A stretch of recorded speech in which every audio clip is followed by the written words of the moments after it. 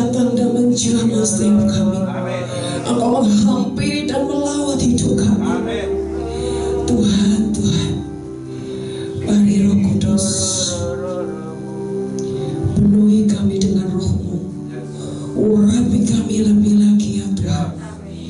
Biar Tuhan kerajaan-Mu datang atas kami. Kehendak-Mu nyata dalam kami ya Tuhan. Lawatan-Mu terjadi malam hari ini Tuhan. Sampaikan isi hati-Mu.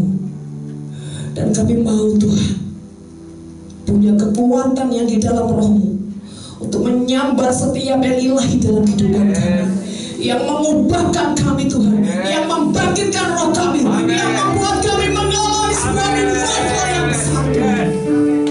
Sebab kami Tuhan, kami yakin dan percaya Tuhan, ada sesuatu yang dahsyat yang hari-hari ini sedang melanda kehidupan kami lewat kuasa-Mu, lewat firman-Mu Tuhan, lewat kehadiran-Mu. Urapi hamba-Mu, nyatakan kehendak-Mu, dan biarlah Tuhan kemenangan terjadi atas kami. Untuk kemuliaan-Mu dalam nama Tuhan Yesus. Amin. Ya, shalom Bapak Ibu terkasih. Puji Tuhan, ketemu lagi kita malam hari ini. Ya, sebetulnya malam hari ini firman yang saya sampaikan dan sebetulnya tidak jauh beda dengan kemarin ibadah minggu.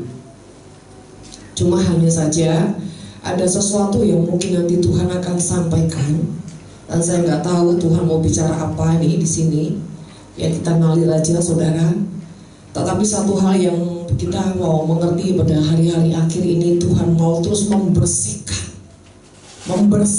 tempat-tempat kudusnya dalam hidup kita. Amin. Yuk kita sama-sama buka dalam Matius pasal yang ke-21. Matius pasal 21 ayat 12. Perikopnya adalah Yesus menyucikan bait Allah.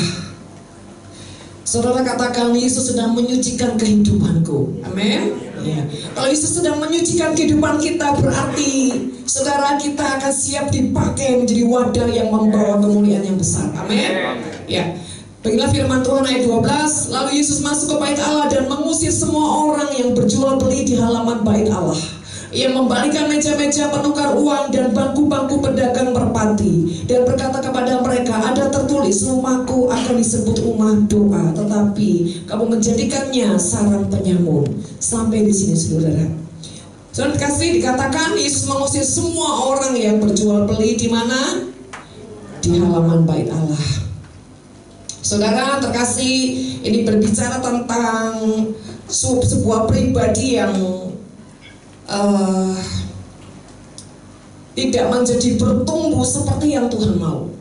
Tuhan mau kita ini bukan hanya punya perjalanan hanya di halaman, tapi bukan juga cuma hanya di ruang kudus, tetapi di ruang maha kudus. Dan ketika Yesus itu mati di kayu salib dan pada saat yang menyerahkan nyawanya, saudara, detik itu juga tabir itu terbuka. Jadi sebetulnya kenapa saudara seperti terkoyaknya sebuah pembatas antara ruang kudus dan ruang maha kudus? Karena intinya ketika Yesus menukarkan kehidupannya, tidak ada lagi yang bisa membatasi kita berjumpa face to face bahkan dengan pribadi Bapa, Putra, dan Roh Kudus. Artinya Tuhan mau setelah kematiannya tidak ada lagi pembatas manusia dengan Tuhan. Dan Tuhan mau manusia itu bahkan mengalami sebuah kemanunggalan. Jadi gini saudara, ketika Yesus itu terangkat ke surga, dia menghembuskan rohnya dan meninggalkan roh kudusnya di dalam kita. Itu supaya kemanunggalan roh Tuhan menguasai kita secara realita. Saudara terkasih, makanya dikatakan di sini Yesus mengusir semua orang yang berjual beli di halaman bait Allah. Artinya kehidupan kita tidak boleh hanya berhenti di halaman. Apakah itu halaman? Halaman adalah tempat yang tidak terlalu sakral. Ya, artinya kehidupan yang masih bermain-main dengan kotoran-kotoran dunia. Yesus mau, Tuhan mau, Bapa mau supaya kita masuk lebih lagi mengkhususkan hidup kita dan tidak lagi punya selera bermain-main dengan semua yang dunia tawarkan. Saudara, ini artinya dia sedang mengusir semua orang yang berjual beli di halaman bait Allah. Artinya ketika kita ikut Tuhan, kita ini jangan menjadi seperti pedagang yang jual beli. Artinya gini, saya mau ke gereja ini, saya mau persekutuan ini. Entar dulu, yang bicara siapa dulu? Kalau yang bakar-bakar lemak daging, waduh nanti leh. Kalau yang lucu-lucu diberkati ya, manifestasi Roh Kudus, kesembuhan, mujizat, saya mau. Tapi giliran pembakaran, kedewasaan, bahkan pedang roh dilepaskan, kalau itu sampai menyentuh semua yang daging, semua yang di jiwa sampai rasa sakit, kayaknya enggak dulu lah. Karena aku ini kan bukan pendeta, tapi pendekar yang selalu melawan Tuhan. Saudara terkasih, banyak orang itu zaman sekarang ya, ibadah itu seperti dipuja sera.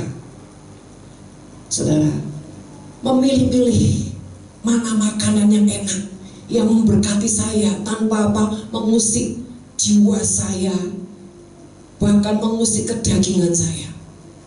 Bahkan kalau firman-firman yang terlalu keras, waduh, saya belum saatnya tiba.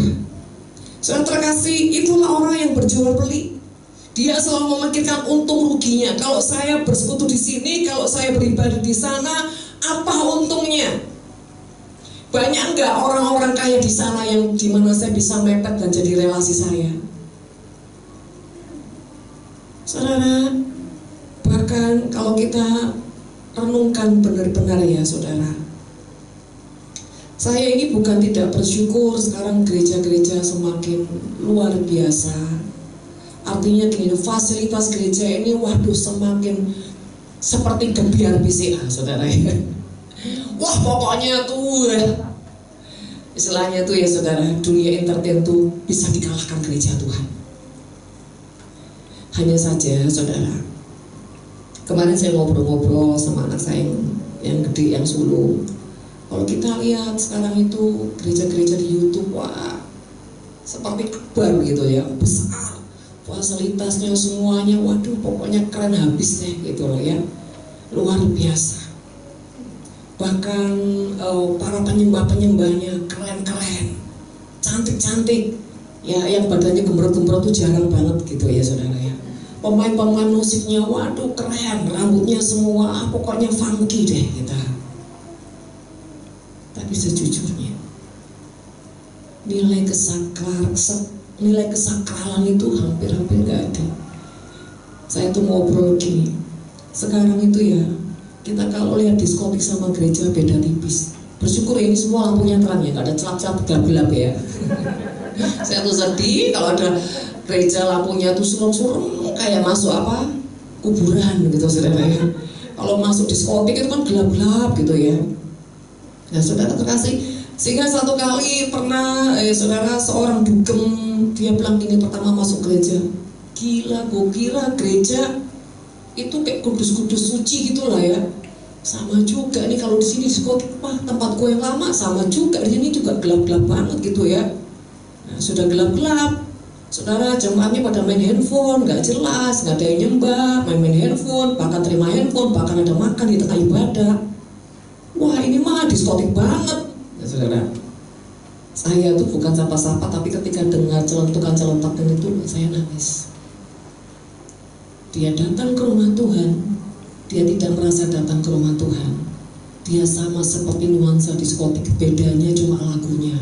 Kalau di gereja semua tentang Tuhan, Tuhan, Tuhan.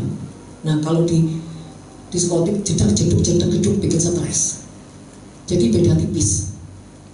Nah kembali lagi saudara terkasih, yuk hari-hari ini kita belajar ya, belajar untuk memastikan semua yang kita lakukan, semua yang kita perbuat, bahkan keputusan-keputusan kita, bahkan dalam hal soal ibadah pun, bahkan soal pelayanan pun saudara, pastikan bahwa kita ini sudah menjadi orang-orang yang sudah dalam hidup terang atau masih remang-remang kegelapan. Soalnya remang-remang kegelapan itu artinya ketika kau beribadah, ketika kau pelayanan, ketika kau persekutuan, kau masih pilih-pilih siapa hamba Tuhannya, enak apa enggak enak ya, nah, saudara ya. Dan ketika kau beribadah, engkau sedang mencari-cari, saudara ya, keuntungannya di mana kalau saya datang ke sini. Ya. Dan ketika kau cari-cari pembicaranya punya karunia enggak ya? Saya lagi kantong tipis ini, kira-kira nanti ada artaku tentang berkat enggak ya? Bahkan setiap firman-firmannya itu memanjakan jiwa dan kedaginganku, atau sebaliknya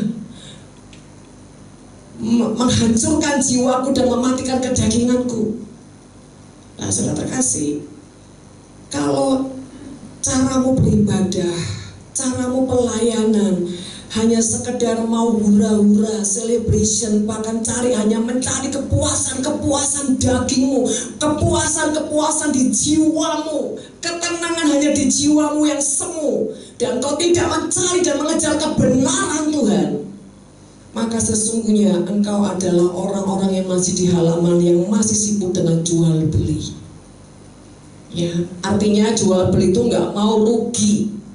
Ya, bahkan jual beli itu artinya jangan sampai dagingmu itu terluka dengan teguran-teguran yang keras. Saudara, kemarin di ibadah, saya ini sangat merasakan banget loh orang yang kena firman langsung marah. Wah, terasa banget itu. Terasa banget 100% siapa-siapa yang hatinya tiba-tiba meledak seperti marah. Karena apa?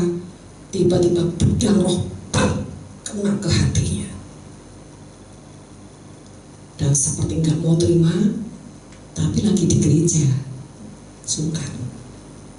Saudara, jadi dia menang untuk apa? Tunggu meledak di luar. Dan ujungnya meledak di luar juga, di parkiran. Ini ngeri, saudara. Ini yang dimaksud jual beli.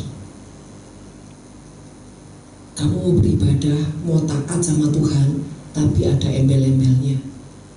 Saya mau taat, perpuluhan, persembahan, korban apapun, tapi diberkati enggak?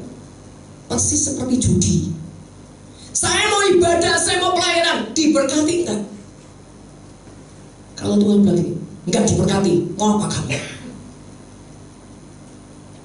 Saudara, saya ini seringkali kalau ada orang-orang yang mau meletakkan korban, saya tanya sama dia, dasar mau meletakkan korban apa? Kamu mau beri apa tujuannya? Karena kalau mau memberi, mau persembahkan, mau korban, tanya dulu. Buat saya itu something, saudara. Kalau hatimu belum punya sebuah keputusan untuk terus di hadapan Tuhan, dan masih ibarat orang itu, saya mau meletakkan tapi harus ada barternya. Bahkan perpuluhan pun, Bu, saya mau belajar taat perpuluhan. Saya bilang, kenapa? Ya saya mau taat aja, Bu. Bahkan firman Tuhan kan bilang, ujilah aku. Jadi ketika kau uji, Tuhan tidak teruji, menurut waktu dan ukuranmu gimana? Kira-kira kau mau taat lagi nggak?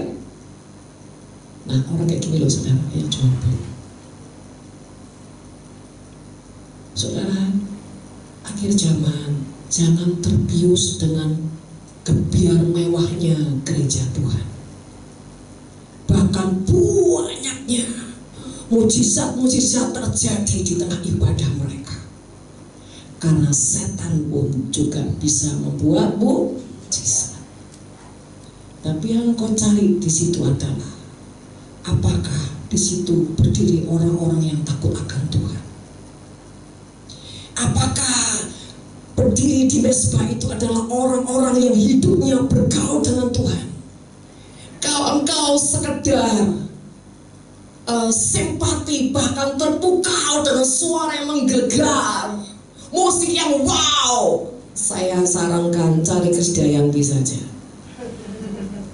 Cari konser-konser yang bayarnya jelas, kepuasannya jelas. Kalau kau cari konser di gereja, suara-suara gereja api asing keluar dari gereja itu, hidupmu akan parah.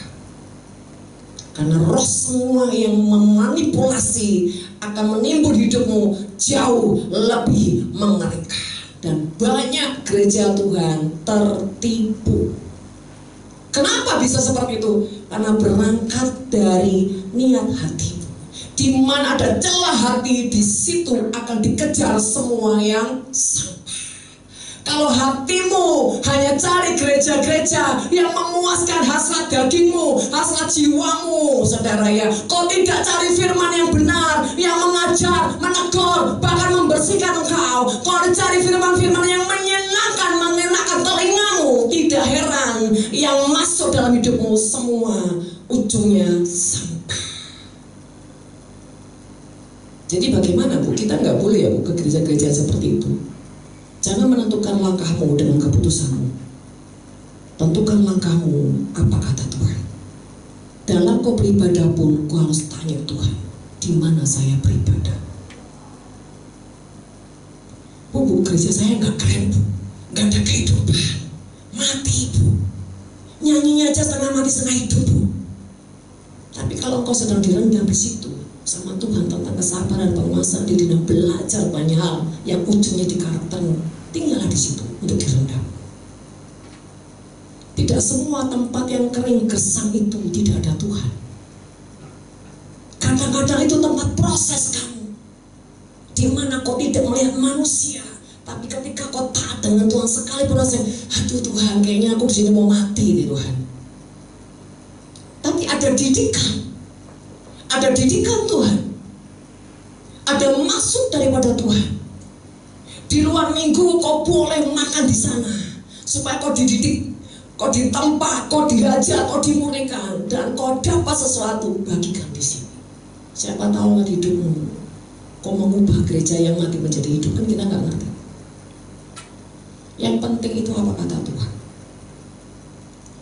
Nah, saudara, mengerikannya akhir zaman ini banyak orang-orang itu, yaitu tadi, semuanya bicara wow, glamor dunia, saudara ya, dan mereka menganggap itu Tuhan. Dan saya temukan beberapa gereja yang mengerikan, pemain-pemain musik, singer, mereka orang-orang LGBT yang tidak mau bertobat. Kalau LGBT karena dia bertobat masih beda. Ini LGBT yang masih menikmati seks bebas, dan mereka pelayanan di mesbah. Wow, ngeri. Siapa tahu seperti itu saudara.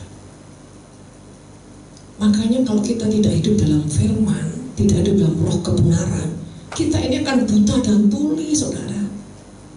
Bahkan terseret dengan apa saudara? Gereja setan. Gereja setan itu bukan yang antikris saudara. Gereja yang tidak berjalan sesuai kehendak Tuhan. Gereja yang selalu program-programnya adalah program manusia, supaya wow. Dan ngerinya gereja-gereja zaman mereka saling bersaing seperti apa? Entertain. Sehingga jiwa-jiwa bingung. Mau ke gereja A ya? Ini kalah keren, ke gereja aja. Mereka akhirnya di gereja jalan-jalan. Kalau di sana ada artis, mereka akan ke sana. Saudara, saya tidak anti dengan yang namanya sesuatu yang lebih bagus untuk kemuliaan Tuhan. Tapi Tuhan juga mengajarkan pada kita, dari buahnya engkau akan tahu. Jadi saudara terkasih, bukan berarti saudara kita ini jadi orang yang menghakimi gereja-gereja besar, tidak. Kita tidak perlu menghakimi. Tujuan dari apa yang saya sampaikan malam hari ini adalah waspada, berhati-hatilah. Jangan engkau menjadi orang yang hanya punya pertumbuhan di halaman, sehingga engkau jadi orang yang tidak pernah bertumbuh dewasa. kau tidak mengenal kebenaran, engkau hanya menjadi orang yang silau dengan semua yang dunia katakan wow keren.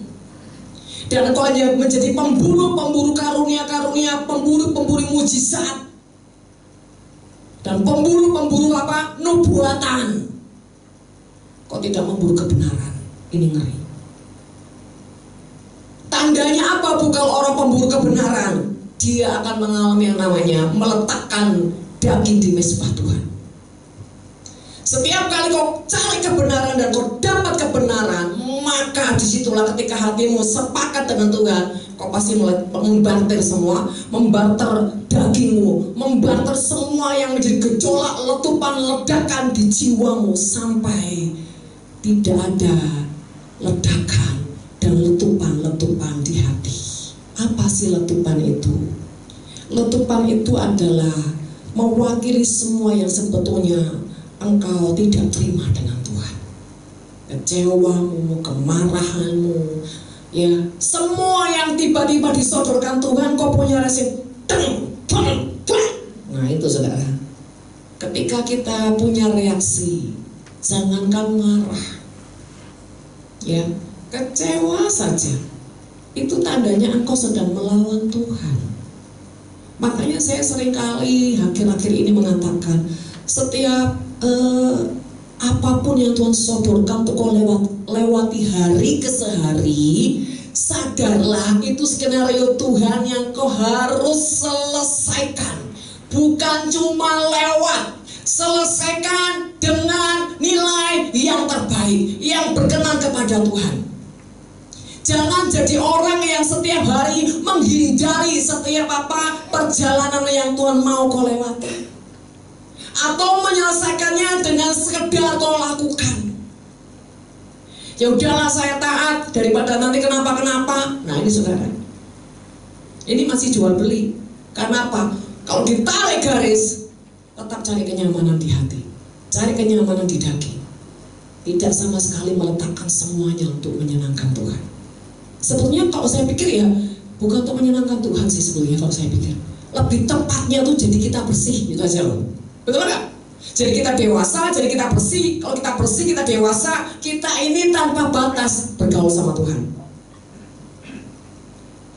Nah saudara terkasih, mari saudara sambil dengar firman Tuhan, sambil menyelidiki yang di dalam hatimu, bahkan di bawah alam sadarmu, apa yang selama ini masih ada jual beli di dalam kehidupanmu tentang ibadah, tentang pelayanan, atau semua yang ilahi, mana yang masih punya nilai-nilai jual beli sama Tuhan.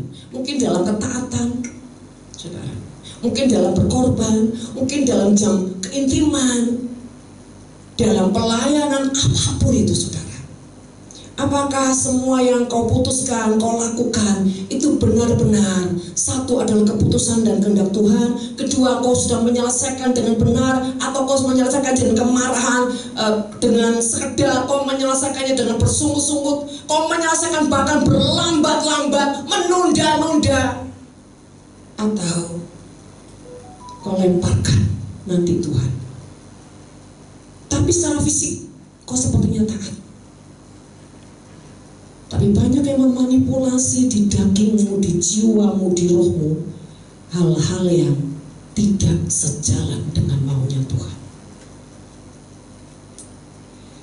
Saudara, dikatakan ia membalikkan meja-meja penukar uang dan bangku-bangku pedagang merpati, dan berkata kepada mereka, ada tertulis, rumahku akan disebut rumah doa, tetapi kamu menjadikannya sarang penyamun. Sarang penyamun. Penyamun itu perampok, pencuri. Pencuri apa?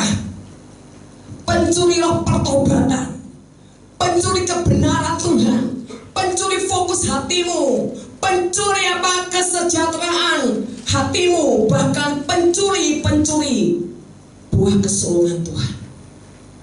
Saudara, sadar atau tidak sadar, seringkali orang tuh niatnya dari rumah cari Tuhan, beribadah, sampai faktanya, sampai di tempat ibadah pun mereka susah konsentrasi dengan Tuhan. Ya Pak ya? Sementara nyembah, pikirannya kemana, hatinya kemana, tiba-tiba punya keinginan ini, apa itu? Iblis sedang mencuri. Sarang penyamun. Kenapa engkau dikuasai dengan sarang penyamun? Berangkat dari celah hatimu. Niatmu yang tidak sungguh-sungguh mencari Tuhan, maka itu celah. Di mana ada celah, di situ akan jadi sarang iblis. Hidup ini gampang, saudara. Kenapa ya tiba-tiba begini, tiba-tiba begitu? Bahkan hal-hal yang tidak sejalan dengan Tuhan dan tidak firman dengan sejalan dengan tidak firman. Cuma satu jawabannya, karena celah. Kalau ada celah, di situ pasti akan masuk virus-virus. Jadi saudara terkasih, belajar begini ya. Ketika mau beribadah, kau harus benar-benar mempersiapkan hati. Jangan sekedar melangkah ke rumah Tuhan, rugi besar. Kau udah buang waktu, buang tenaga, mungkin persembahan atau apapun, saudara. Ujungnya kau pulang kosong, karena kau tidak ketemu dengan pribadinya. Kau bermain-main dalam hadirat Tuhan. Kau tidak fokus, pikiranmu gelambiar kemana-mana. Bahkan bilang gini, kapan selesai ya? Nanti 3 jam lagi.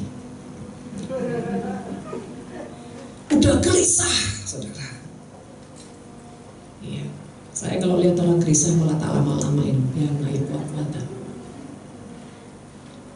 Jadi saudara terkasih, banyak orang itu ya, awalnya adalah niat kebenaran, niat ketulusan. Begitu perjalanan berangkat, iblis akan berusaha bagaimana merebut fokus hatimu, bahkan bila perlu membatalkan niatmu untuk cari Tuhan.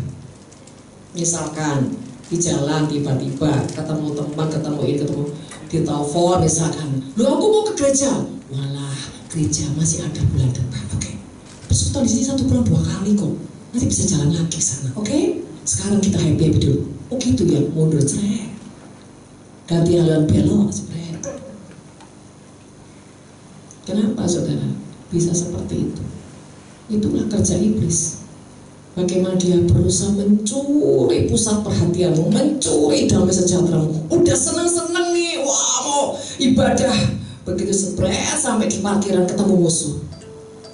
"Ini loh, aku mau kali ketemu situ lagi. Aku benci kok sampai ketemu dia itu. Padahal mau ibadah." Ketemu musuh, saudara. Iblis mulai ngotak ngetik, noleh jebret, noleh kanan. Loh, kok musuh utang gak bayar lagi? Terus gak bayar mencet, no kok ya urip. Sehingga apa sejahtera kita hilang. Gara-gara ketemu ini mau nyembah Yahweh Rafa, cengkot tulan musuh yang dipandang musuh, saudara. Nggak ketemu Yahweh, nggak ketemu apa? Musuh. Kalau kau biarkan terus, iblis akan suntikan lebih dalam lagi apa? Kebencian, muang, keluar, pulang setan nih 100 kali lipat lebih dalam. Saudara, artinya hidup ini banyak peperangan. Sekalipun sudah melangkah ke rumah Tuhan bukan berarti pokcer. Butuh fokus, betul nggak? Butuh punya kepastian, ketentuan, ketetapan. Aku harus fokus dengan Tuhan. Menanti-nantikan lepasnya benih-benih yang ajaib untuk aku sambat dengan kuat. Aku nggak mau ya kemana-mana fokusku. Ibu ibadah minum terus, mau firman kencing sih. Sudah kehilangan benih. Ada banyak hal cara iblis merampas, merampok semua yang ilahi, dan ujungnya iblis mau engkau pulang bukan cuma kosong, tetapi iblis akan memasukkan semua yang jahat di jiwamu, di rohmu, sehingga kau merasa, aku cari Tuhan kok gak tambah bagus, kok tambah kayak gini toh Tuhan. Karena kau gak sadar. Jadi saudara kasih, hati-hatilah dengan sikap hati yang tidak dijaga. Bahkan niat-niat ibadah yang tidak kau benar-benar konsentrasikan untuk sebuah ketemu dengan Tuhan, ya itu akan membuat engkau dicuri semua fokusnya sama iblis. Ya, bahkan saudara terkasih, jangan punya peranggapan gini, kalau sudah di dalam hadirat Tuhan semuanya akan aman. Kadang-kadang saudara ya, lagi dalam tekanan nih, besok harus bayar hutang, tapi ada pujian, ku percaya kau Tuhan yang tak pernah gagal. Lagi nyanyi, antara nyanyi ragu, bimbang, dan mempertanyakan Tuhan, apa iya tuh Tuhan, nah besok caranya bayar ya apa lah, saudara. Itu peperangan. Kalau kau tidak punya keputusan, stop iblis, maka dia akan terus hembuskan lebih dan lebih sampai kau mau punya kekuatan nyembah, drop. Kenapa? Indikasi yang jahat tiba-tiba menekan, membuat engkau berhenti nyanyi dengan meragukan Tuhan. Saudara terkasih, di dalam kita worship itu juga ada peperangan loh. Jangan dikira nggak peperangan. Peperangannya apa? Antara kau percaya dengan Tuhan, atau kau menikmati traumamu, atau kau menikmati apa yang disodorkan. Saudara, ada banyak hal. Sebab itu, mari kita belajar mengontrol, mengevaluasi, mendeteksi semua yang ada di hati kita, bahkan di jiwa kita. Semuanya pastikan saya adalah orang yang sudah mempersiapkan semuanya dalam semua kondisi yang tenang, bersih, dan siap untuk ketemu Tuhan, ketemu dan menyembah Tuhan. Kalau saudara punya seperti ini, saudara sedang ada di ruang kudus Tuhan. Bahkan dikatakan bangku-bangku pedagang merpati. Kalau kemarin saya bilang merpati tentang pelayanan, kesejatian, kemurnian, tapi malam hari ini Tuhan bicara mutlak merpati itu bicara lambang Roh Kudus. Kok bisa Bu saya membeli Roh Kudus? Bisa. Contohnya gimana Bu kalau saya membeli Roh Kudus? Gampang saudara, kalau kita mau membeli Roh Kudus menurut akal pikiran kita, saudara. Ketika kita menjadi orang yang bermanipulasi dengan Tuhan melalui Roh Kudus. Contoh, ya ini contoh. Kami pernah misalkan gini, di tengah persekutuan, saudara, tiba-tiba ada orang yang bermanifestasi dengan bahasa roh. Tapi bahasa rohnya ini dia ada sebuah motivasi untuk mau bersaing dengan yang lain. Jadi dia semakin kenceng-kencengan di bahasa rohnya. Biasanya itu ada di menara doa, saudara ya. Di pendoa-pendoa itu banyak banget, bersaing dengan bahasa roh, kenceng-kencengan sampai ulat mau putus, saudara. Karena saya bingung ya. Saya beberapa kali diundang di menara doa dan saya mereka kenceng-kencengan bahasa roh, kenceng-kencengan mau dapat penglihatan, menyatakan karunia-karunia Tuhan. Kalau sudah seperti itu, saudara, itu seperti sarang penyamun di ruangan itu. Kok bisa? Karena mereka mau bersaing menunjukkan siapa dirinya. Di dalam pelayanan, saudara, di dalam pelayanan profetik pun saya sering kali menjumpai ya hamba-hamba Tuhan yang diurapi, mereka mau bersaing dengan apa? Karunia-karunia Tuhan. Yang satu bilang aku dapat seperti ini, aku dapat seperti, yang satu nggak mau kalah, saya juga dapat seperti ini. Waduh, saudara, saling bersaing untuk menyatakan sebuah penglihatan atau tentang karunia Roh Kudus. Saudara, kalau kita mau tanya, Bu, yang didapat itu benar atau enggak benar? Saudara, kalau saya bilang benar, saudara nggak percaya. Saya bilang, iblis bisa membuat apa? Karunia. Dan caranya membedakan seperti apa, Bu? Ketika yang menyampaikan menggebu-gebu dengan roh emosi, itu santai. Kita bisa lihat spiritnya, kita bisa lihat aura orang itu ketika menyampaikan itu apa. Dan saudara, artinya berawal dia bilang Roh Kudus tolong tuntun saya. Wah, saudara, ketika dia menyembah itu seperti orang yang sungguh-sungguh merendahkan diri Tuhan, tapi di balik itu dia punya motivasi. Karena dia tahu ada musuh-musuh di dalam ini. Ada musuh-musuh yang mau bersaing. Saudara, bahkan Ya, ada orang-orang yang dimana sesama hamba Tuhan ini, sama hamba Tuhan dalam konferensi, dalam acara Indonesia Bangkit, saudara. Ketika dipanggil semua hamba Tuhan dan yang merasa senior tidak ditunjuk untuk doa, yang junior ditunjuk doa, yang senior kesemangat. Sehingga pada waktu yang junior berdoa melepaskan Indonesia Bangkit, yang senior berbahasa yang kenceng-kencengan. Itu namanya, saudara, menjual belikan Roh Kudus. Saudara, terjadi banyak manipulasi spirit kalau kita tidak hidup sungguh-sungguh di dalam pertobatan, tidak sungguh-sungguh di dalam firman Tuhan. Bahkan kita akan banyak tertipu dalam beberapa pelayanan yang kita pikir itu Tuhan. Makanya hidup itu tidak boleh punya ambisi. Ambisi itu gak boleh, saudara. Kalau kau punya ambisi, kau akan ditunggangi roh-roh yang bermanipulasi dalam bentuk apapun yang sepertinya itu Tuhan, tapi bukan Tuhan. Kita ini cuma hamba. Apa yang kita lakukan semua harus dari apa kata Tuhan. Biar Tuhan yang tuntun, Tuhan yang memutuskan, Tuhan yang akan memimpin. Semuanya harus berdasarkan Tuhan.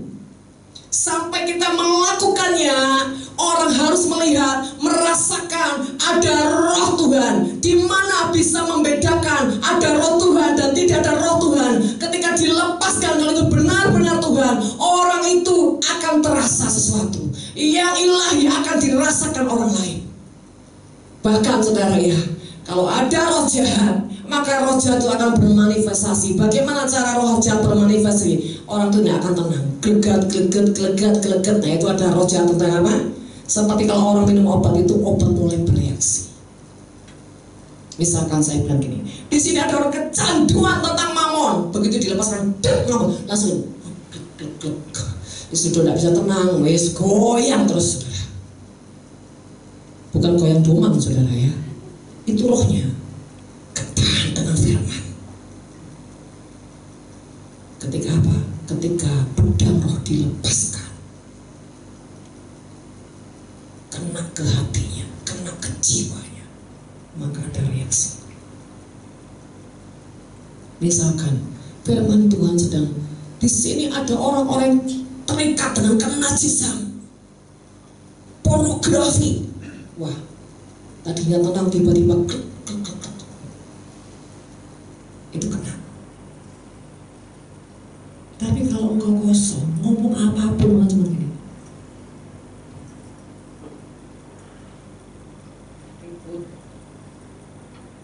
itu kosong.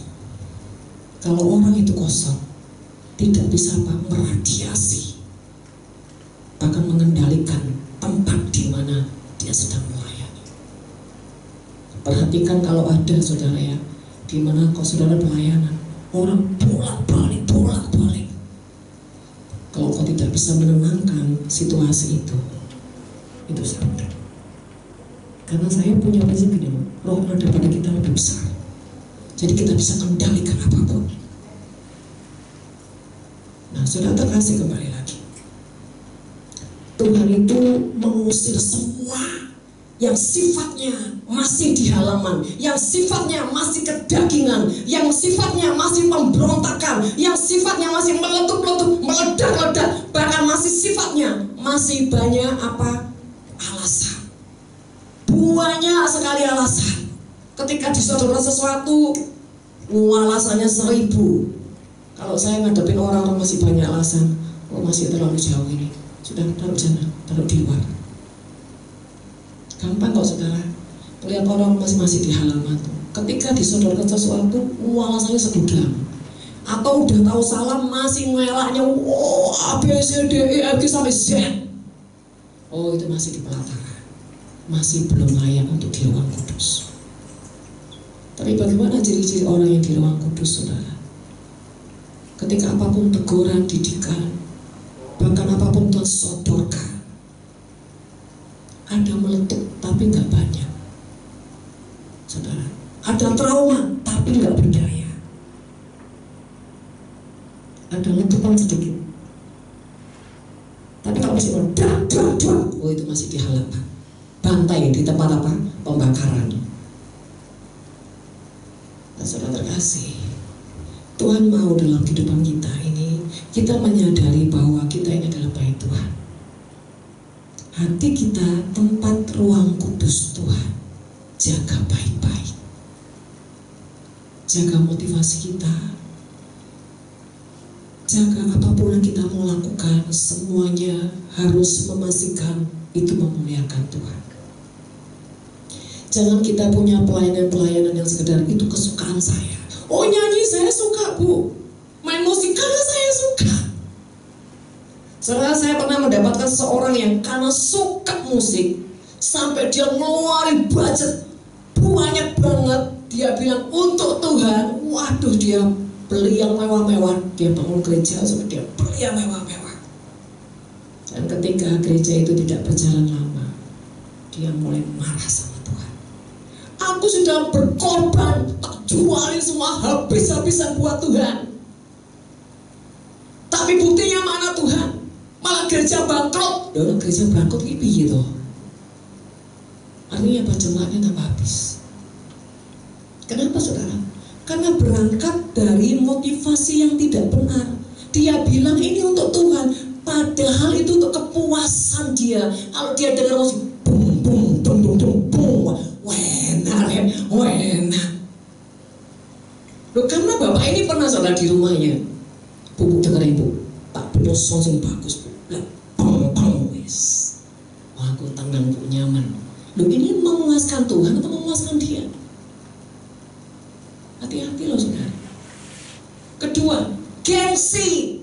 Kalau bayang bum bum, wah rasanya kayak ketinggalan banget. Kedua, karena kau gengsi. Kau bukan untuk mempercantik rumah Tuhan tuh. Ini loh Tuhan, korbanku yang terbaik. Bukan. Untuk kepuasanmu karena kau suka musik.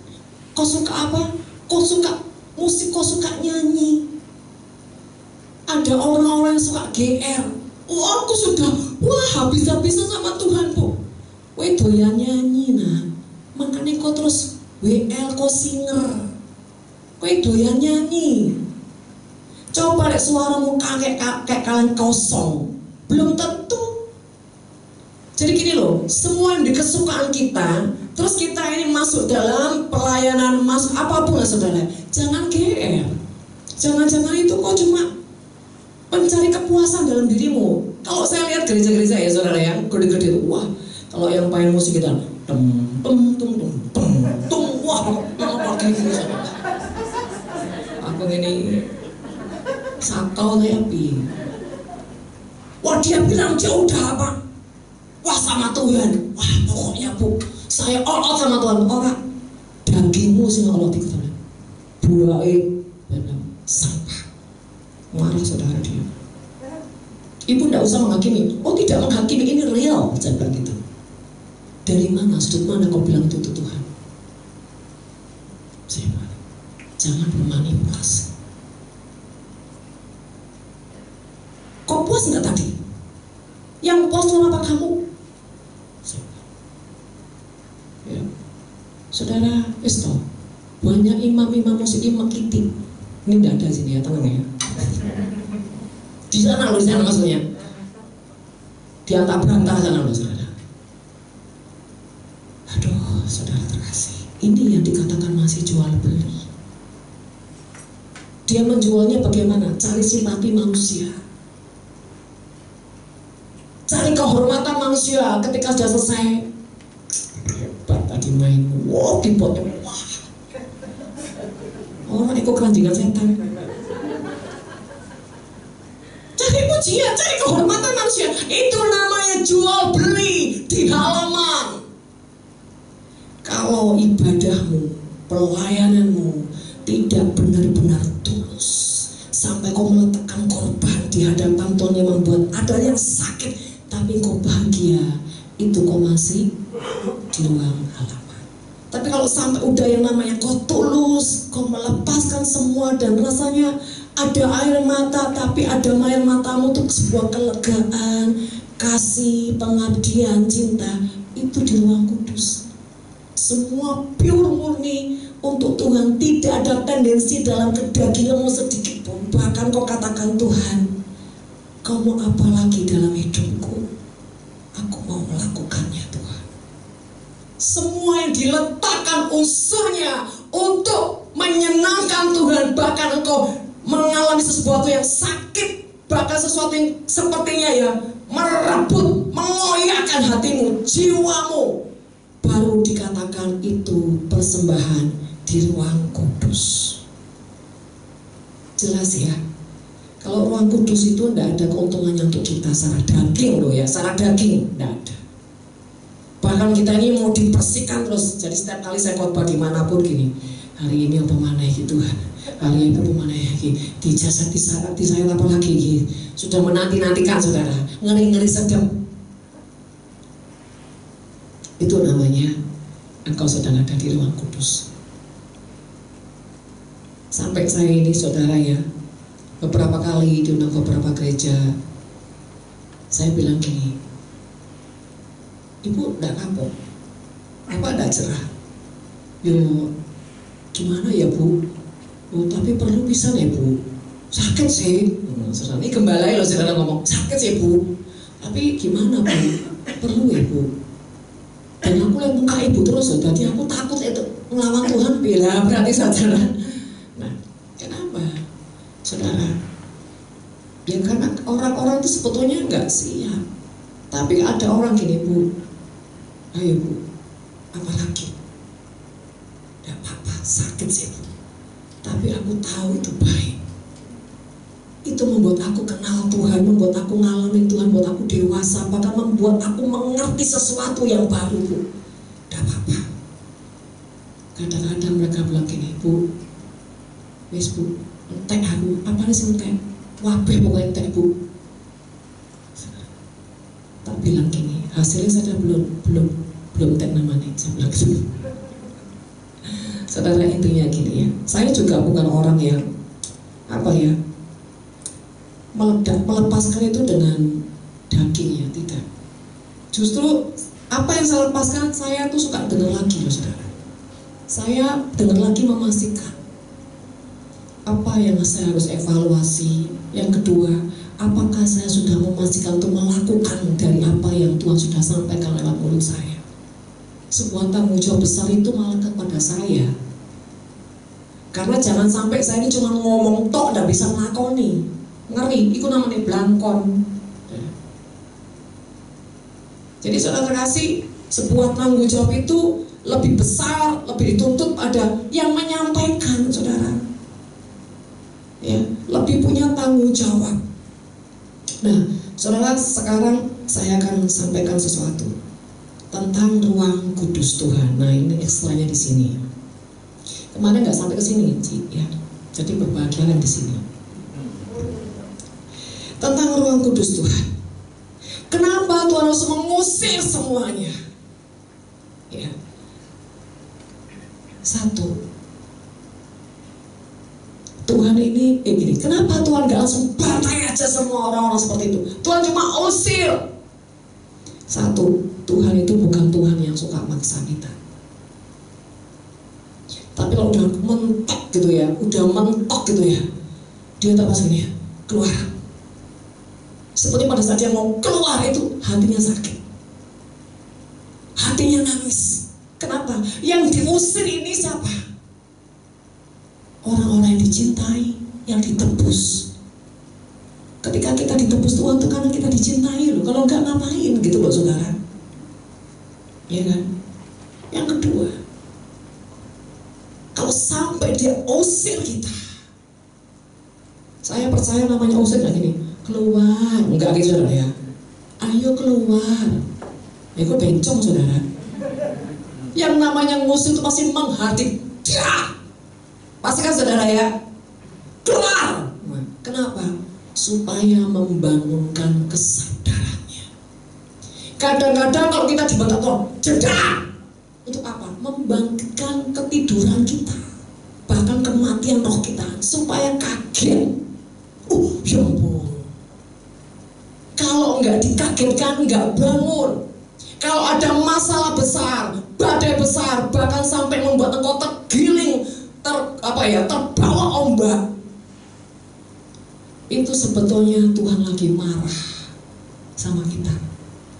Kok sampai ombak yang aku izinkan, aku rekayasa, datang menghantam kamu, bahkan kamu sampai terbawa ombak, itu tandanya kamu membiarkan rohmu tertidur. Kamu gak sungguh-sungguh cari aku.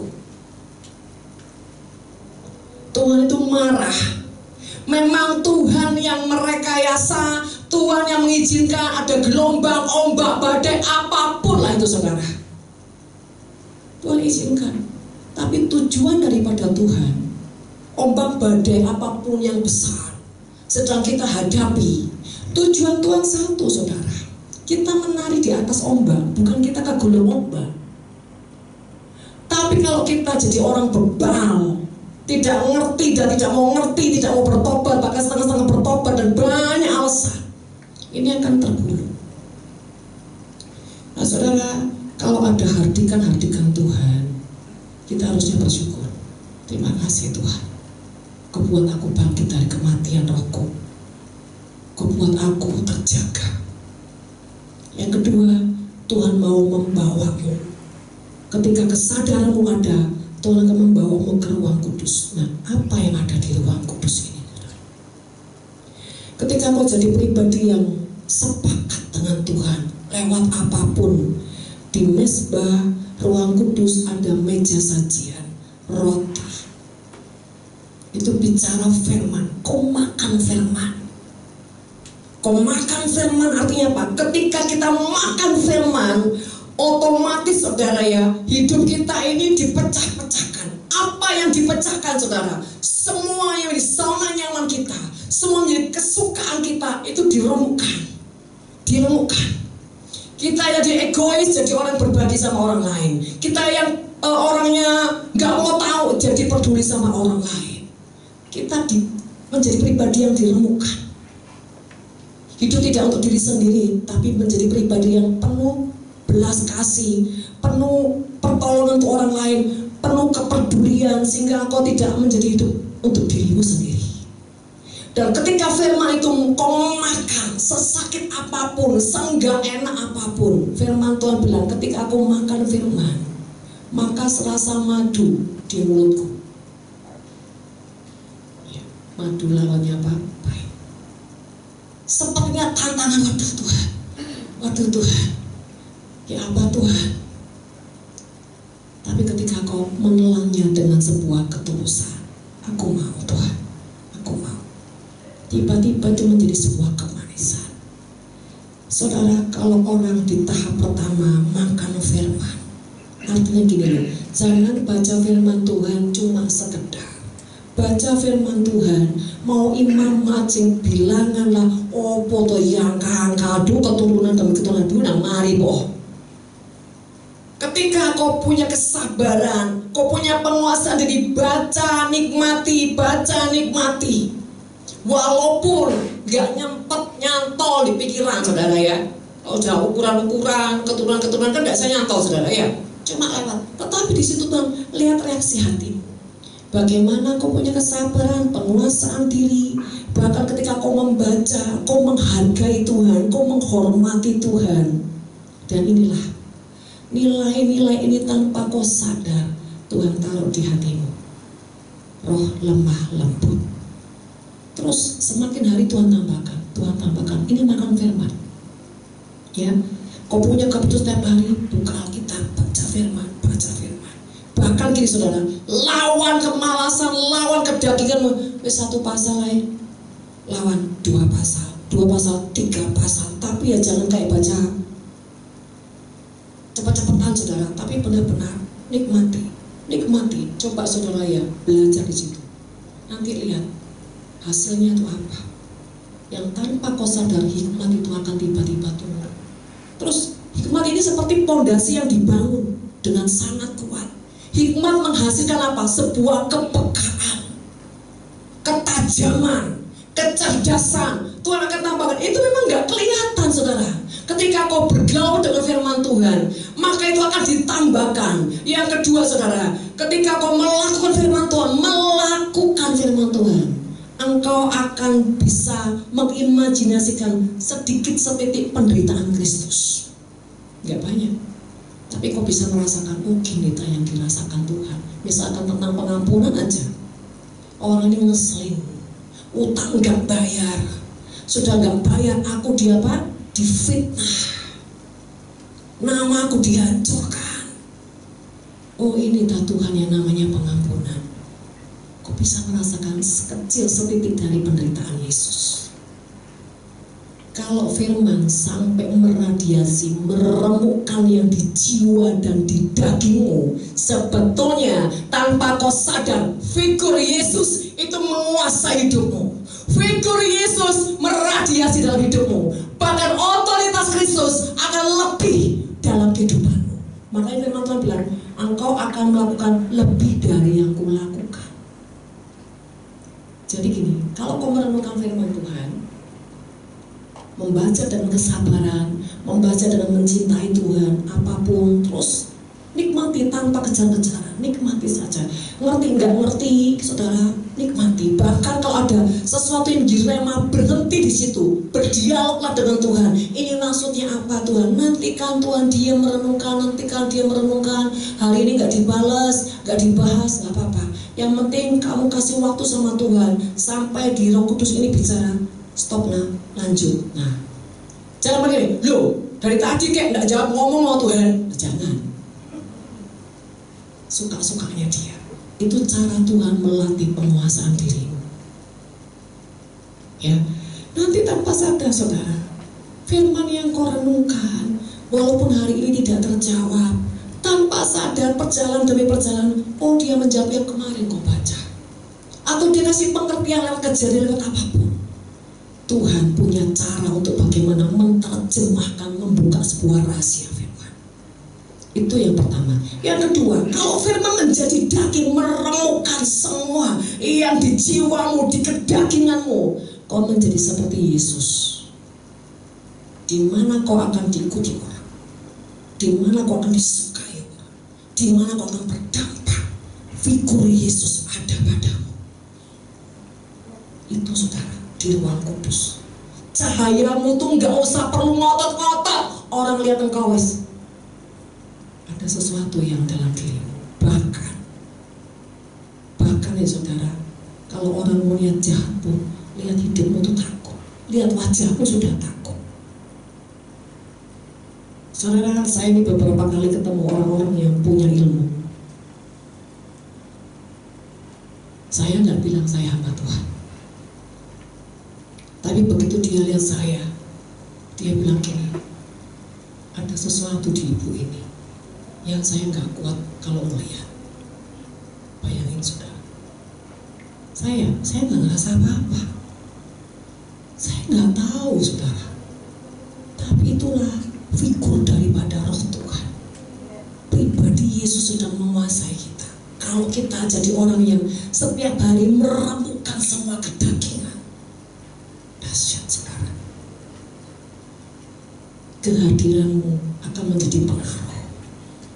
Ibaratnya gini saudara ya, saudara masuk ke ruang yang angker, gak usah ngapa-ngapain, diam aja di situ. Nanti lihat, suasana itu akan beda. Tambah kalau kau nyembah, tambah kalau kau deklarasi. Karena apa? Ada Roh Tuhan, ada figur Yesus. Saudara, dan ruang kudus itu ada kejadian seperti ini. Cahayamu itu seperti membakar semua yang bukan dari Tuhan. Contoh, kalau kau pergi, ada orang gak benar, dia akan apa? Manifest. Ada orang yang punya ilmu, akan manifest saudara. Karena apa? Ada api Tuhan di dalam rohmu. Saudara, kita harus ngalamin kayak begini. Dan setiap perkataanmu itu akan menghidupkan, bukan mematikan. Karena apa? Ada cahaya. kaki Dian ini kenapa sih kok 7? Pernah nggak saudara mikir? Bolehlah 7 itu angka sempurna. Saudara, kesempurnaan Kristus ada bercahaya dalam hidup kita. Yang kedua, kenapa kaki Dian? Kenapa kok dikatakan kaki Dian? Kenapa enggak tangan Dian? Kehadiranmu seperti cahaya yang berjalan gitu loh. Berjalan. Di mana ada kehadiranmu, kegelapan sirna. Itu kaki Dian. Bahkan ya saudara, kalau kau ketemu orang yang mau bunuh diri sekalipun, ketemu engkau, tiba-tiba rohnya manifest. Gak kuat, kenapa? Api yang ada di dalam hati. Tuhan mau menjadikan kita setidaknya ada di ruang kudus, supaya engkau jadi orang-orang yang membawa radiasi dimanapun kau ada, apapun yang kau kerjakan. Saya sudah beberapa kali masuk di tempat pekerjaan yang mati, benar-benar mati, pabrik udah mati, kolaps saudara. Begitu saya masuk, hitungan 2 bulan mulai bangkit, 3 bulan bahkan saya diangkat jadi GM. Saya beberapa kali masuk ke perusahaan-perusahaan yang mati. Ketika saya masuk ke situ, ada kehidupan. Kenapa? Ada kaki Dia.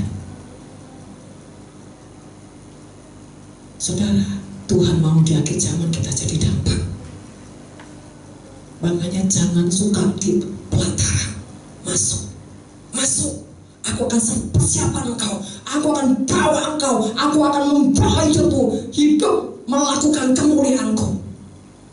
Dan di tahun 2023 ini benar-benar tahun penentuan untuk orang membawa lawatan Tuhan kemanapun dia pergi. Dia akan diikuti oleh orang-orang yang benar-benar mencari Tuhan. Dan nanti hidupmu ya, yang mengikuti engkau itu bukan orang-orang yang bermain-main dengan dosa, tapi orang yang mengejar pertobatan, kejar kebenaran, kejar Tuhan. Itu bedanya kalau kau ada di ruang kudus Tuhan. Yang mengikuti engkau bukan orang abal-abal, tapi orang yang cari Tuhan, cari pertobatan, cari kebenaran. Orang-orang yang haus akan Tuhan. Tapi kalau engkau di halaman, yang mengikuti engkau semua masih aliran setan. Semua masih cari kepuasan daging. Semua cari kepuasan apa? Dunia. Beda. Kita bisa lihat gini ya. Kita bisa lihat hamba Tuhan yang diikuti sama orang-orang. Kita lihat nanti orang-orang itu. Apakah dia orang-orang yang mencari kebenaran, mengejar kehausan akan Tuhan, atau cuma mengejar mujizat, mengejar berkat, mengejar karunia? Kita bisa tahu berarti yang diikuti ini komposisinya seperti itu. Saudara bisa buktikan apa yang saya ngomong. Makanya jangan jadi orang yang gampang terpukau. Wih, pengikutnya banyak. Nanti dulu. Yang mengikuti ini ada pertobatannya. Makanya firman Tuhan, dari buahnya kau akan lihat siapa yang mengikuti orang ini, siapa yang mengikuti hamba-hamba Tuhan ini. Orang yang bertobat atau cuma suka celebration. Dan anehnya di akhir zaman ini, orang yang sungguh-sungguh bertobat, sungguh-sungguh cari kebenaran, tidak banyak. Jadi kalau engkau di bilangan yang tidak banyak, enggak usah kecil hati. Engkau ada di ruang kudus, bukan di comberan. Karena enggak semua orang mau masuk ke ruang kudus. Karena apa? Harus menyerahkan banyak hal yang membuat dia tidak nyaman. Itu ruang kudus, saudara. Yang penting itu ada Tuhan di hidup kita dan orang-orang yang kita bimbing, orang-orang kita didik, orang-orang bersama kita. Dia ada Tuhan kan? Dan bagaimana kita bisa tahu dia ada Tuhan? Dia adalah orang-orang yang mau mencintai didikan Tuhan. Ibarat dicambuk cerdas, tetap datang. Ditambah, langsung tetap datang. Sakit-sakit tapi tetap dia cari kebenaran. Karena kebenaran itu memerdekakan dia. Jadi ini saudara, perbedaan ketika kau di ruang kudus Tuhan Nanti yang mengikuti engkau itu orang-orang yang haus dan lapar akan Tuhan. Orang-orang kejar kebenaran, tidak kejar mujizat, tidak kejar karunia, tapi benar-benar kejar kebenaran. Kenapa? Kuasa di dalam Tuhan yang meradiasi engkau itu menarik semua makhluk kebenaran.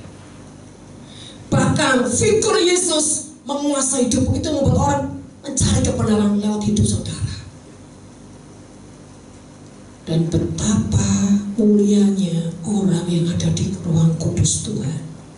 Saudara, kaki dia bicara terang kemuliaan Tuhan seperti tiang awan, tiang api. Perlindungan Tuhan, lingkupan Tuhan akan menyertai engkau dengan sangat sempurna. Bicara di kaki di masjid, di ruang kudus Tuhan ada mesbah, roti sajian, firman. Apa yang kau perkatakan punya kuasa, punya otoritas, dan pasti jadi. Kenapa? Ada urapan Tuhan yang menguasai setiap perkataanmu, dan perkataanmu itu gak akan main-main. Orang gak akan berani, saudara, menantang engkau, karena dia tahu ada bobot ilahi dalam perkataanmu, dan engkau akan mudah dipercaya orang. Kalau ada orang yang mengejar engkau untuk memberikan kepercayaan, karena di mulutmu ada kuasa firman Tuhan. Kalau enggak akan mungkin orang ngejar engkau. Jadi saudara kasih, itulah satu kelebihan kenikmatan kita di ruang kudus Tuhan. Tiang awan, tiang api menyinari kita. Dan orang yang ada di ruang kudus Tuhan tidak akan kelaparan. Ada roti sajian, ada firman kehidupan yang bukan hanya memberikan kemerdekaan, tapi akan pelihara hidupmu bahkan sampai keturunan demi keturunanmu. Ada jaminan Tuhan atas keturunan-keturunan kita. Kita tidak akan kelaparan. Gak usah takut kelaparan. Tidak bakal terjadi kelaparan untuk orang-orang yang ada di ruang kudus Tuhan. Bahkan dia akan meradiasi tempat kering menjadi tempat panen. Serius. Datangi tempat kelaparan, datangi tempat kering. Ketika ada di sana, tiba-tiba tempat itu akan jadi kehidupan. Saya bukan cuma ngomong, saya mengalaminya. Ketiap tempat-tempat kering, dan ketika kita hadir karena Tuhan, tapi karena Tuhan loh ya, bukan ya Allah, tidak boleh loh saudara. Karena kehendak Tuhan, tiba-tiba Tuhan bawa kita ke sana, dan tempat kering jadi kehidupan. Salah satunya di Papua. Kering, benar-benar padang belantara. Isinya visinya mati, semuanya mati. 3 bulan setelah itu ada kehidupan. Bahkan sampai hari ini benar-benar ada kelimpahan. Tempat itu menjadi tempat yang tiba-tiba mengembang. 1 hektar jadi 2 hektar jadi 3 hektar. Tapi karena yang menjalankannya tidak, ya begitulah saudara, tidak setia. Yang kasihan yang di bawah. Tapi bagaimana awal mula tempat itu? Ketika di Kalimantan, sama. Kematian, kekeringan. Kesana, dampak. Waduh, kayu jadi panennya tuh berlipat kali ganda. Kenapa? Ada roti sajian, firman, kehidupan. Yang terakhir, ruang Maha Kudus Tuhan. Ini bonus. Karena saya pikir nggak sampai ke ruang Maha Kudus ya. Saudara tahu nggak ruang Maha Kudus itu apa sih keistimewaannya? Kemanapun kau pergi, orang akan menikmati penyembahanmu. Penyembahan apa, Bu? Kata-katamu, nafasmu itu sudah penyembahan. Ketika kau ketempat sesuatu, tiba-tiba kau hembuskan nafas penyembahan, nafas kehidupan, dan tempat itu tiba-tiba ada hadirat Tuhan. Karena di ruang Maha Kudus cuma ada apa? Tabut kehadiran Tuhan. Itu bukan cuma membawa satu perubahan di tempat itu, tapi kebangkitan orang-orang yang mati di dalam Tuhan. Bayangin, kalau kau ada di rumah kudus Tuhan, orang yang imannya mati jadi bangkit. Orang yang punya kepahitan dengan hamba Tuhan tidak mau bangkit jadi bangkit. Saudara, salah satunya saya punya kenalan Indra Gunawan. Dia pelatih bulu tangkis Indonesia. zaman 80 atau 70 saya nggak ngerti lah. Singkat cerita, dia adalah orang punya kanker stadium 4 dan dia tidak mau ketemu sama hamba Tuhan siapapun, bahkan dia orang ateis. Setiap kali dipertemukan hamba Tuhan, dia tolak semuanya. Satu kali ketemulah dia dengan hamba Tuhan kampung ini, saudara ya. Singkat cerita, semua pesimis, saudara. Dan tiba-tiba istrinya bilang gini, "Bu, mau ya Bu ketemu sama suami saya?" Silakan. Ketemu, saudara. Kita ngobrol, baru cuma salaman. Saya nggak ngomong shalom karena dia udah kepahitan dengan gereja, saudara. Saya bilang, "Siang Pak," gitu. Dan Bapak, 10 menit, 15 menit, 20 menit, sampai 1 jam tanpa sadar. Dan semua di keluarga itu shock, kaget. Kok bisa? Mereka bingung-bingung, saudara. Akhirnya 4 jam pertama kali kami pertemuan, 4 jam. Sampai dari makan siang sampai makan malam, "Ayo ajak Bumina makan keluar yuk." Dia seneng, wah pokoknya kayak gairah, kayak orang jatuh cinta. Itu gimana, saudara ya? Jadi semua keluarganya ini shock, keluarga besarnya. Kok bisa ibu apain? Gak tahu apain. Dia bilang gak tahu. Tapi di situ Tuhan bilang ada kehadiranku. Dan tiba-tiba di tengah makan, di tengah-tengah makan dimsum, saudara, dia bilang gini, "Bu, saya ini dari tadi sebetulnya mau menangis, Bu, saya tahan. Tapi sudah gak tahan, Bu." Akhirnya dia nangis di tempat makan, disaksikan sama keluarga besarnya, nangis. Seorang Indra Gunawan yang seumur hidup gak pernah nangis meneteskan air mata. Dan dia bilang apa? "Aku lihat Tuhan yang besar di hidupmu. Aku ini gemeter sebetulnya, tapi aku gengsi gak mau tunjukkan ini di keluargaku. Pikirku nanti aja kalau sudah terakhir bulan aku mau curhat sama ibu, tapi gak tahan." Jadi dia sambil ngomong sambil getar semua tangannya pegang sendok, saudara. Disitulah Tuhan kasih saya pengertian. Karena ada di ruang Maha Kudus, saya bahkan tidak ngomong satu kata pun. Dia yang curhat, cerita, wah dari badminton sampai apa, cerita semuanya. Saya cuma diam. Tapi ternyata Tuhan menjamah hidupnya, bicara banyak hal, bahkan mengingatkan masa-masa kecilnya dia. Dan saya mana tahu, saudara.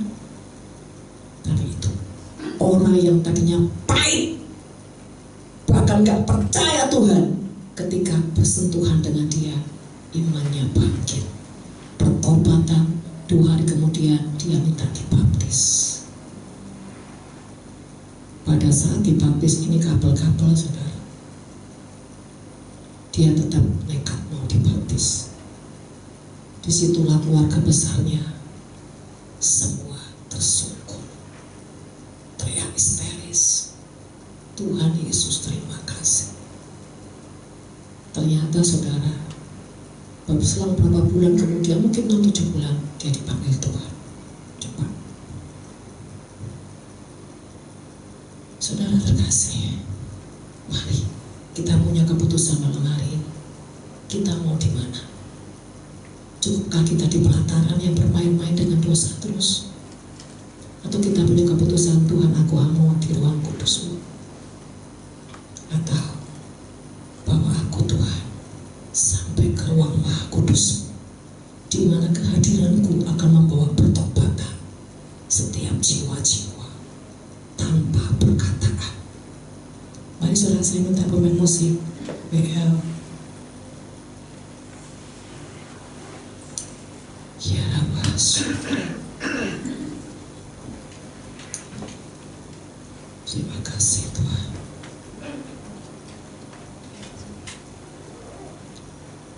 Mari renungkan firman Tuhan dan mulai ambil keputusan. Saya percaya ada maksud dan tujuan Tuhan malam hari ini.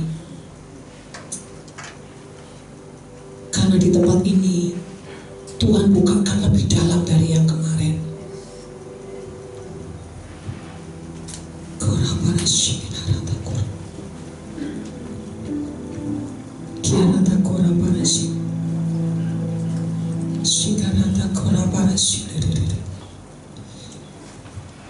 kasih Tuhan.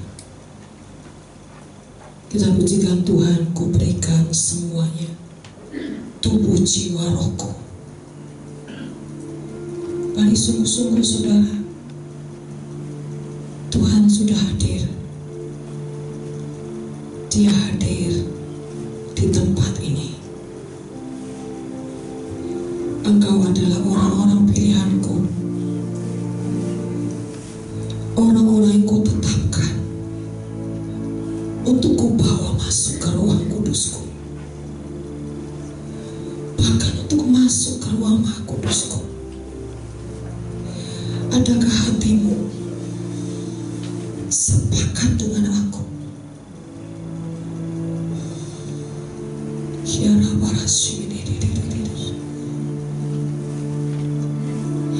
Tuhan, ku berikan semuanya, tubuh, jiwa, rohku, relakan semuanya. Ku ingin menyenangkanmu selalu, dan selalu ku jawab panggilanmu. Tuhan, ku berikan semuanya, tubuh, jiwa, rohku, relakan semuanya. Ku ingin menyenangkanmu selalu, dan selalu ku jawab panggilanmu. Mari sungguh-sungguh katakan, ajari aku mengerti perasaanmu, mengerti detak jantungmu. Biarkan aku punya keintiman denganmu, sampai kau dapati hatiku seirama dengan hatimu. Ajari aku mengerti perasaanmu, mengerti detak jantungmu. Biarkan aku Tuhan, biarkan aku punya keintiman hanya denganmu, sampai kau dapati hatiku seirama dengan hatimu. Biar saja memujikan ini. Mari saudara, responi hati Tuhan tanpa harus banyak pertimbangan, tanpa harus banyak alasan. Yang Tuhan butuhkan adalah hatimu tulus di hadapannya. Izinkan Tuhan membawamu untuk lebih mengalami kedewasaan, untuk lebih mengalami pengenalan akan Tuhan, dan sampai ujungnya engkau menjadi pribadi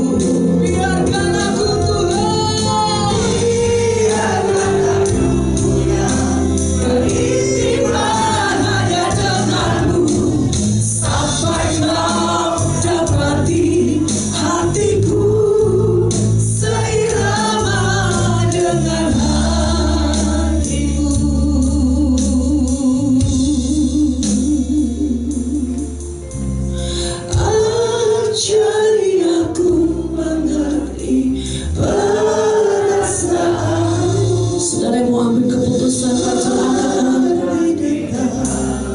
Angkat tanganmu yang kiri dan tangan kanan taruh di dadamu. Tuhan, Engkau melihat tangan-tangan yang terangkat. Engkau melihat tangan-tangan yang mereka taruh di dadanya. Mereka adalah orang yang mengambil keputusan untuk seirama denganmu, seirama dengan hatimu. Tuhan, Kau beri kami kesanggupan, Kau beri kami kemampuan, Kau beri kami jaminan sampai akhir Tuhan. Didapati hati kami setia, tulus, dan mencintai kesejatian seperti yang Kau mau. Ampunkan kami Tuhan, jamin kami Tuhan, jamin kami Tuhan. Ajari kami Tuhan, ajari kami mengerti perasaanmu, mengerti detak jantungmu. Biarkan aku Tuhan, biarkan aku punya keistimewaan hanya denganmu, sampai Kau dapati hatiku seirama dengan hatimu. Mari kau yang taruh tanganmu di dada, mari alami Tuhan, alami Tuhan. Bebaskan rohmu. Kau tidak perlu dijamah manusia, karena Tuhan yang sudah menghampirimu secara pribadi. Dia yang menghampirimu, Dia yang menghampirimu. Mari ambil langkah iman untuk meresponi hatinya, untuk menyapa dengan sangat kuat. Sedalam apa kau mau masuk di ruang pribadi Tuhan. Biar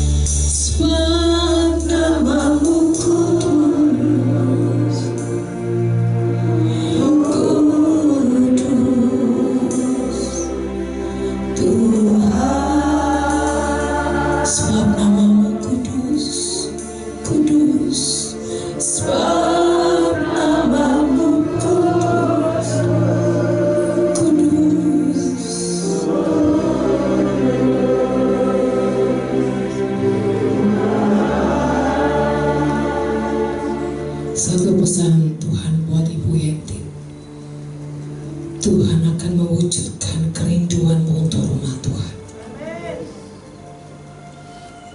Tuhan akan percayakan sesuatu yang besar, karena Dia lihat hatimu tulus dan setia. Tahun depan kau akan menuai banyak jiwa, berlipat-lipat kali ganda. Dan Engkau akan membuat jiwa-jiwa tersukun menyembah Tuhan.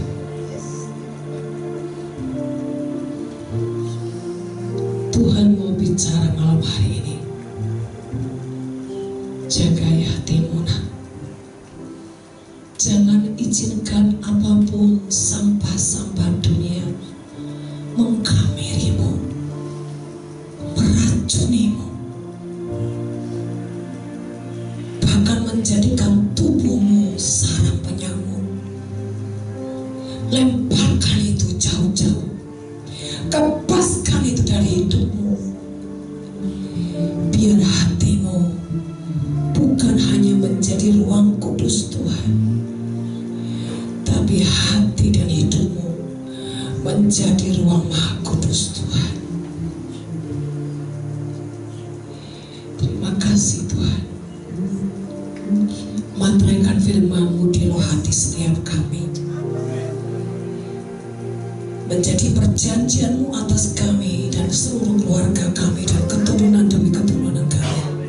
Mulai malam hari ini Tuhan, terang-Mu bercahaya atas hidup kami.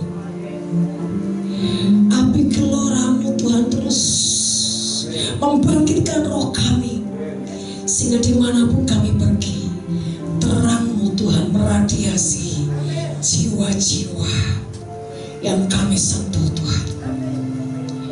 Terima kasih Tuhan. Terima kasih Bapa Yahweh Elohim. Jadikan kami seperti yang Kau mau sampai di garis akhir. Dalam nama Tuhan Yesus yang percaya katakan amin. Tuhan Yesus memberkati.